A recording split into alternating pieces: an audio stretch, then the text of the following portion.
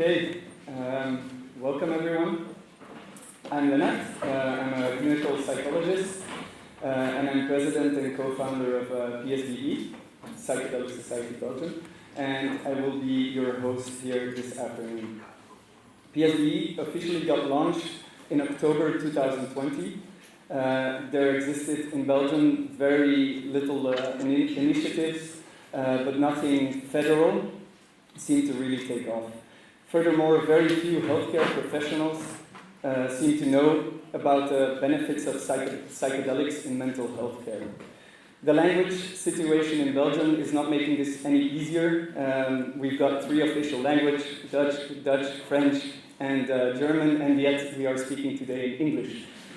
Our main goal is to get psychedelic therapy integrated in mental health care. And that as a society, we start to heal our depressions, anxiety, fears, trauma, addiction, and other mental illnesses, instead of trying to suppress the symptoms.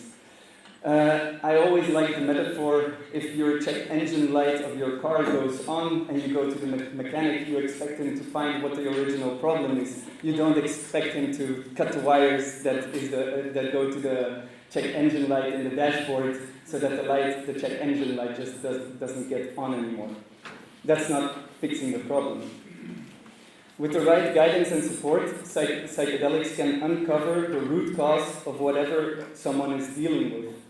They are, with the words of Stanislav Grof, a non-specific amplifier, which is why the psychedelic experience is different each time and different for each person, which is one of the reasons why it's so difficult to study the psychedelic experience with our current methods. I have here a few testimonials from people who had their first psychedelic experience in a therapeutical framework, and I'd like to read them to you. My experience has revealed to me in a totally different and immense profound way the obvious truth about being all right as a person and being completely entitled to my futile and temporary but also very valuable spot in this vast and intensely amazing universe. Prepared well in a safe setting and with trustworthy professional guidance, I felt that I got the best gift of years of therapy in only a few hours. It is the most powerful moment of my life and the best choice I have made for myself so far. It's given me the gift of confidence. It's a practice until one day it becomes a gift. The gift of being right here, fully present in our lives, to ourselves and to others, just like a child, but with the scars and the uniqueness of a beautifully grown human. It gave me insights that gently uncovered my unconscious defenses. It facilitated my path of recovery and integration. Together with trained therapists and guides, it is a very powerful experience. And then finally, it gave me the feeling to finally be complete. Not a monadic being, but an important, though extremely small part of the greater whole. A vibration made of music, a pure feeling of bliss, a free spirit wandering in new realms I had never even dreamed of. A minuscule ego in an unsuspectedly multidimensional and awesome universe. These are big words, big sentences, coming from, not always, but often coming from people who have been in a very difficult place for a very long time. There is still a lot more to be learned and to be explored. Also, for instance, from psychedelic cultures around the world who've kept these rituals alive for thousands of years. At the same time, it's very important that we develop our own way.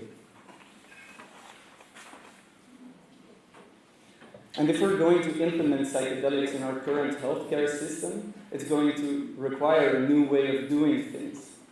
Psychedelics are definitely not a prescription take-home drug.